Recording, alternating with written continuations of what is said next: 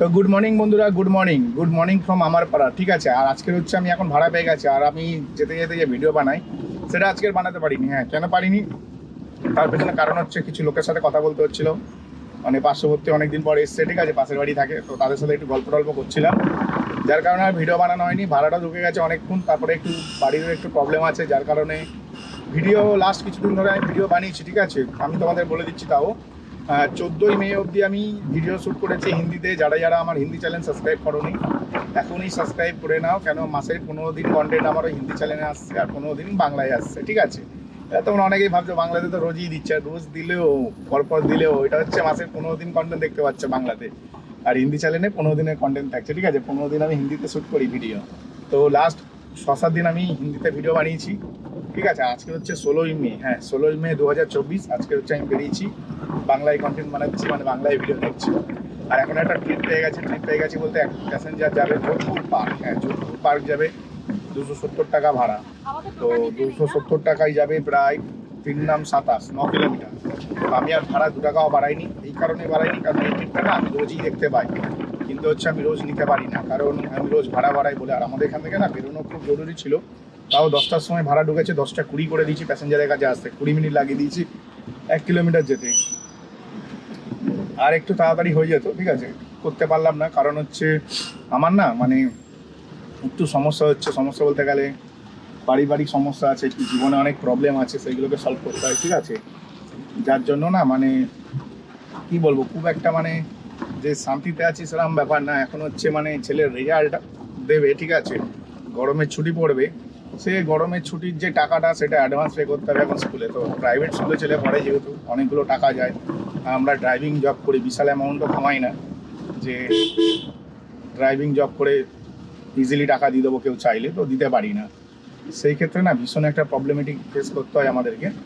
তো এখন যে প্রবলেমটা ফেস করছি সেটা হচ্ছে একটাই প্রবলেম, যেটা হচ্ছে কি না ছেলে স্কুলে ডবল ফিস দিতে হবে, নয় রেজাল্ট দেবে না, শুক্রবার টাকা দিতে হবে। তো আজকে বৃহস্পতিবার, তো এখানেই হচ্ছে একটু মাথাটা খারাপ হয়ে রয়েছে। আর চারিদিকে না কেটে কুটে ভাই রাস্তার একদম মামাসি হয়ে গেছে রাস্তাগুলো। ওই সর্বনাশ, আমি ওইটা দিয়ে বেরোলে ভালো হতো রে।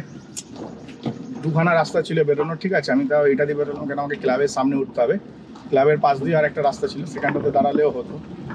তো আমাকে এই রোদের মধ্যে এখন আমাকে এখানে দাঁড়াতে হবে। রোদে দাঁড়াবো না, ক্লাবের গায়েই দাঁড়াবো, ছাওয়ার মধ্যে, কারণ কিচ্ছু করার নেই, আমার এখানেই দাঁড়াবো।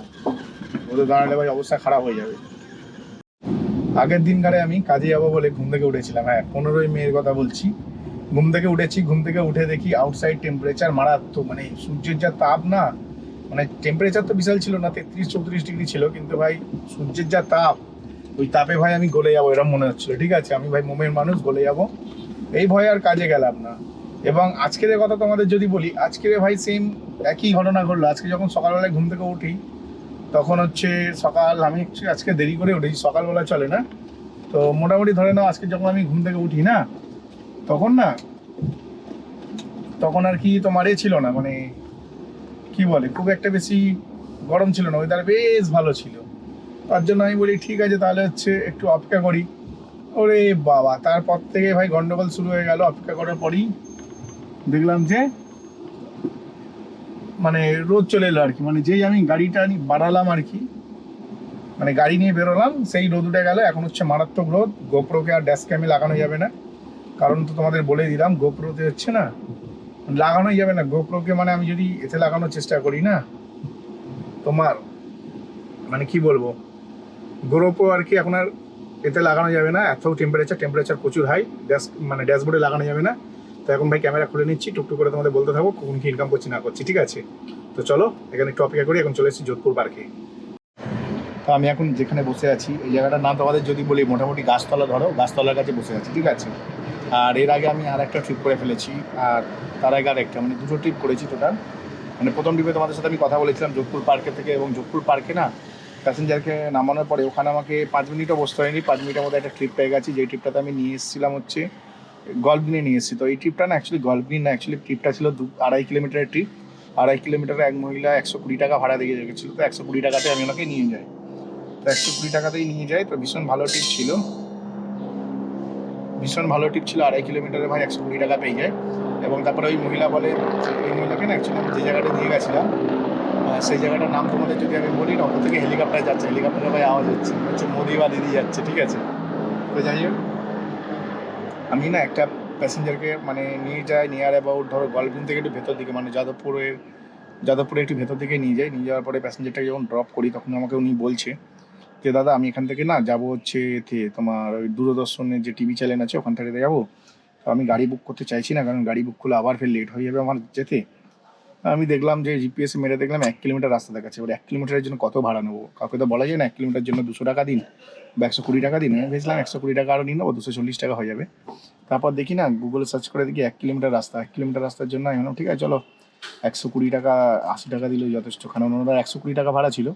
এবার ওনাকে আমি না ভাড়াও বলিনি কত টাকা, আমি ওনাকে নিয়ে সোজা দূরদর্শনে চলে এসেছি, নামিয়ে দিয়েছি এখান থেকে। তারপরে নামানোর পর বলছে কত দেবো। এবার আমি না সত্যি কথা বলতে বেশি টাকা বললে পরে ওনার নিজেরও খারাপ লাগবে, আমারও নিজের খারাপ লাগবে।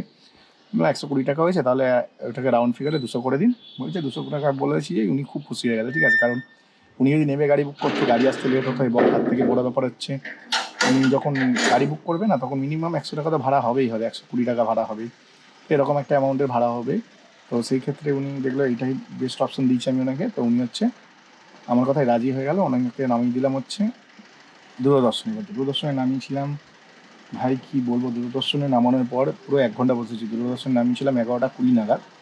তারপর ওখান থেকে আমি ভাড়া পেলাম হচ্ছে 12টা 20। হ্যাঁ, দূরদর্শনে নামানোর 1 ঘন্টা পর আমি ভাড়া পেয়েছি 12টা 20-তে। এবং যেই প্যাসেঞ্জারটাকে নিয়ে এলাম উনি হচ্ছে 3 কিলোমিটার এলো, 3 কিলোমিটারে 130 টাকা ভাড়া দিয়ে রেখেছিলাম। আমি 130 টাকায় নিয়েছি, কারণ ওখান থেকে বেশি টাকা চাইলেই ট্রিপ পাবো না, কারণ আমার এক্সপিরিয়েন্স হয়ে গেছে ভাই। 1 ঘন্টা ধরে বসেছিলাম, আমি বুঝে গেছি এখানে কত ড্রাইভার আছে। আর আমি যেখানে এখন দাঁড়িয়ে আছি না গাছতলা, তাই এখানটা তো ভাই ড্রাইভার ভর্তি, তো এখান থেকেও ভাই ভাড়া বেশি নেওয়া যাবে না, এক কথায় মোটামুটি একটু কম করে ভাড়া নিতে হবে। যা দেবে মোটামুটি 30 টাকা কিলোমিটার দিলে আমি চালিয়ে দেবো, ঠিক আছে। তবে এই যে গরম আজকে মোচা গরম, আগের দিন এরকম রোদ, অনেকদিন পর রোদ উঠেছিল, মানে 15ই মে প্রচণ্ড রোদ উঠেছিল, ঘুম থেকে উঠে দেখি, তো আমি আর কাজে যাইনি। আর আজকে যখন আমি ঘর থেকে বেরোই তখন ভাই ওয়েদারটা ভীষণ ভালো ছিল, তো হঠাৎ করে এত রোদ উঠে গেল আমি পাচ্ছি না। এক কথায় হচ্ছে আমি এই গরমে পাচ্ছি না, কারণ কালকেরও আমার বাড়িতে রাত্রি 3টে অবধি এসি চলেছে, রাত 3টের সময় আমি ঠান্ডায় কাঁপছি, তখন গিয়ে এসি অফ করি, ঠিক আছে, অফ করে ফ্যান চালাই। তো সেখানে ভাই আমি সত্যি কথা বলতে এই গরমের মধ্যে না পাচ্ছি না, একদম পাচ্ছি না, মানে এর জন্য আমি দাঁড়িয়ে গেছি একটা গাছের তলায় এখন। তো দেখা যাক, এখান থেকে ট্রিপ পাবো বলতে গেলে ট্রিপ তো ভর্তি, বুঝে বুঝে ট্রিপ কাটবো লোকালের মধ্যে। লোকাল বলতে গেলে টালিগঞ্জ, যাদবপুর এরিয়া, এর বাইরে আর কোথাও যাচ্ছি না, ঠিক আছে। তো চলো এখানে একটু অপেক্ষা করি নেক্সট ট্রিপের জন্য, তারপর দেখি নেক্সট ট্রিপ কতক্ষণে পাই। তা তোমরা এখন যে আমাকে দেখছো না, আমি নেয়ার গড়িয়ার কাছাকাছি আছি। হ্যাঁ, গড়িয়ার কাছাকাছি বলতে গেলে ঠিক গড়িয়া যে আছে না, মানে কি বলবো, টালিগঞ্জের দিকে যে গড়িয়াটা আছে আর কি, ওই গড়িয়ার কাছাকাছি আছি। আর এর আগে না আমি আর একটা ট্রিপ করেছি। হ্যাঁ, এর আগে একটা ভাই কি বলবো তোমাদেরকে, অ্যাকচুয়ালি তোমরা আমাকে লাস্ট দেখেছো যে আমি টালিগঞ্জে ছিলাম, টালিগঞ্জে হচ্ছে গাছতলার ওখানে। তো গাছতলার ওখানে ট্রিপটা একটা করিনি, দুটো ট্রিপ করেছি মোট। তো গাছতলার ওখানে ট্রিপটার ব্যাপারে বলে দিই। গাছতলার ওখানে একটা ট্রিপ নিলাম আমি, ট্রিপ নিয়ে ভাই প্যাসেঞ্জারকে, মানে গাছতলার ওখানে একটা ট্রিপ নিয়ে না আমি বলি তাহলে পেট্রোল পাম্প থেকে পেট্রোল ভরে নিই, কারণ পেট্রোল পাম্প আর গাছতলার ট্রিপটা দুটো এক জায়গাতেই ছিল, ঠিক আছে। তো তেল ভরে নিয়ে তারপর নয় আমি প্যাসেঞ্জারকে নিয়ে যাবো। তো গাছতলা অবধি পৌঁছায়নি, তার আগে না ক্যান্সেল হয়ে গেছে। আর আমি যাওয়ার সময় চিন্তা করতে করতে যাচ্ছিলাম ট্রিপটা ক্যান্সেল না হয়ে যায়, কারণ প্যাসেঞ্জারটা যেই অ্যামাউন্ট দিয়েছিল না, অ্যামাউন্টটা দেখে আমার সন্দেহ লাগলো, ঠিক আছে, যে ট্রিপটা ক্যান্সেল না হয়ে যায়। আর বলতে না বলতে ভাই আমার মুখের কথা মিলে ভাই কি বলবো, মানে এত গাড়ি আছে ভাই, সবাই দাঁড়িয়ে আছে। একটা ট্যাক্সিওয়ালা, ঠিক আছে, ইয়েলো ট্যাক্সি, মানে সাদা কালারের যে সুইফট ডিজায়ার যে ট্যাক্সিগুলো হয়, ওই ট্যাক্সি ভাই কি রাশ ড্রাইভিং করে বেরিয়ে গেল। মানে তোর সাথে কথা বলতে না আমি চমকে উঠেছিলাম করে, মানে বলে না একটা ছেদরা থাকে। তো যাই হোক, মোট কথা একটা প্যাসেঞ্জারকে মানে পিক আপ করতে যাবো, ঠিক তার আগে আমার মনে হচ্ছিল ক্যান্সেল না হয়ে যায়, ঠিক ক্যান্সেল হয়ে গেল। তো আমি ভেবেছিলাম ক্যান্সেল হয়ে গেল, তেল ভরে নেবো। তো তেল ভরতে গিয়ে তেলের দোকানে লাইন দিয়ে দিয়ে তেল নেবো, ঠিক তেল নেওয়াটা শেষ হলো, একটা ট্রিপ পেয়ে গেলাম, নিয়ে গেলাম হচ্ছে কত 5 কিলোমিটার 170 টাকা, ঠিক আছে, 5 কিলোমিটার 170 টাকা। তো যথেষ্ট ভালো ট্রিপ পেয়েছিলাম। আর আমার সামনে এই ছেদরা ট্যাক্সিটা দাঁড়িয়ে আছে, মানে কি বলবো একে, কিছু বলার নেই, ঠিক আছে। তো যাই হোক, একটা ট্রিপ পেয়ে গেলাম, ভীষণ ভালো ব্যাপার, ট্রিপটা পেয়ে গেলাম। তারপরে ভাই ওখানে যাওয়ার পরে মানে আমি তো গাছতলা থেকে ধরো 10-15 মিনিটের মধ্যে একটা নতুন ট্রিপ পেয়ে গেছি। তারপরে ভাই আমি গেছিলাম ঠিক গড়ফার, যেখানে হচ্ছে পেট্রোল পাম্পটা আছে, ওইখানটাতে গেছিলাম। ওখানে যাওয়ার পরে না ওখান থেকে ভাই আর ট্রিপ পাই না। হ্যাঁ, ওখান থেকে আর ট্রিপ পাই না। প্রায় ওখানে আমি বসেছিলাম মোটামুটি 1.5 ঘন্টার মতন বসেছিলাম। 1.5 ঘন্টা বসার পরে একটা ট্রিপ দেখতে পেলাম, 6 কিলোমিটার যাবে, 180 টাকা নন এসি। আমি ইচ্ছা করেই নন এসি দিচ্ছি, কারণ ভাই সত্যি কথা বলতে ব্যবসা ভালো হয় যখন, আমি মানুষকে তখন না ফ্রিতে এসি দিয়ে দিই। আর গরম আমার প্রচণ্ড লাগছে, এখনো প্রচণ্ড গরম লাগছে, থরথর করে ঘামছি পুরো, জানি না এত কেন গরম লাগছে। সারা রাত এসিতে থাকার ফলে কি এটা হচ্ছে? আগে আমাদের সারা রাত এসি চলতো না, আগে ওই 12টা 1টা অব্দি এসি চলে বন্ধ হয়ে যেত, এখন না সারা রাত সকাল অব্দি এসি চলে আমাদের বাড়িতে। তো এর কারণে হচ্ছে নাকি বুঝতে পারছি না। তো এখন যে ব্যাপারটা দেখলাম, মানে ওখান থেকে একটা ট্রিপ নিয়ে চলে এলাম হচ্ছে গড়িয়ার কাছে। হ্যাঁ, 6 কিলোমিটার নন এসি ট্রিপ এনেছি, 180 টাকা পেয়েছি, তো 30 টাকা কিলোমিটার পেয়ে গেছি, নন এসিই দিয়েছি।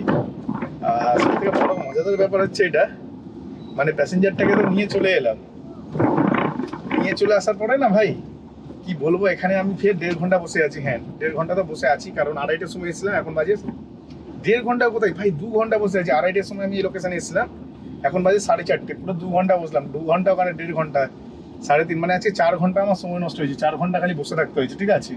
আর ওই পারে একটা ফুচকার দোকান আছে, আর এখন আমি আরেকটা নেক্সট ট্রিপ পেয়ে গেছি। তো এই ট্রিপটার ব্যাপারে তোমাদেরকে না একটু পরে বলছি, একটু পরে এই কারণেই বলছি, কারণ এখানে প্যাসেঞ্জারের কাছে আমি চলে এসেছি, ঠিক আছে। প্যাসেঞ্জারকে একটু ফোন করে আবার খুঁজে বেড়াই কোথায় প্যাসেঞ্জার আছে। তো যেমনটা আমি না তোমাদের বলেছিলাম যে আমি যাচ্ছি হচ্ছে আনোয়ারসার দিকে, আনোয়ারসার দিকে আমি যাচ্ছি তোমাদের বলেছিলাম, ঠিক আছে। তো আমি একটা প্যাসেঞ্জার নিয়ে এলাম অ্যাকচুয়ালি আনোয়ারসার কাছে, ঠিক আছে। আনোয়ারসার কাছে এলাম, আর অ্যাকচুয়ালি আমি যে জায়গাটা দাঁড়িয়ে আছি এক্স্যাক্ট আনোয়ারসার না বললেও মোটামুটি আনোয়ারসার কাছাকাছি বলতে পারো, কারণ হচ্ছে আমি পুরো ওই আনোয়ারসার কাছে যে সিনেমা হলটা আছে না, আনোয়ারসার কাছে যে সিনেমা হলটা আছে এক্স্যাক্ট আমি ওই জায়গাটাতেই আছি, ঠিক আছে। একটু গলির ভেতরে আছি। আর এই প্যাসেঞ্জারের কাছ থেকে আমি 6 কিলোমিটারের ভাড়া পেয়েছি 213 টাকা, প্যাসেঞ্জার নিজে দিয়েছিল 213 টাকা। আমি আর বাড়াইনি, কারণ ওখানে ভাই আমি 2 ঘন্টা ধরে ওয়েট করছিলাম গড়িয়ার কাছে। ভাই গড়িয়ার মতন জায়গায় আনলিমিটেড ভাড়া পাওয়া যায়, আর পাওয়া যাচ্ছিল না তা না, অনেক উদ্যোগ, মানে অ্যাক্রোপলিস মল পাচ্ছিলাম খালি, ঠিক আছে। আর অ্যাক্রোপলিস মল আমি যাই না, কারণ হচ্ছে ওখানেও গেলে সে বসে থাকতে হবে, তার থেকে ভালো হয় ঘরের কাছে বসে থাকা ভালো, ঠিক আছে। দূরে বসার থেকে ঘরের সামনাসামনি বসে থাকাটা অনেক বেশি ভালো মনে করি, তাই আমি যাইনি। তো এখন হচ্ছে গাড়িটাকে পার্কিং করবো, আর ট্রিপের দিকে তাকাইনি, কারণ এই কারণেই তাকাইনি, কারণ আমি জানি আমি ট্রিপ পেয়ে যাবো ঠিকই, ওপরওয়ালা আছে দেখবে, আমার যা টার্গেট আছে লাইফে নিশ্চয়ই পূরণ হবে। কষ্ট করলে কেষ্ট মেলে, বুঝলে। তো সেরকম একটা ব্যাপার, ভগবানও জানে যে কাকে কি দিতে হবে বা কাকে কোনটা দিতে হবে। তো এখানে একটা পার্কিং পেয়ে গেছি, এখানটাতে একটু ওয়েট করি, দেখি নেক্সট ট্রিপের জন্য কতক্ষণে নেক্সট ট্রিপ পাই।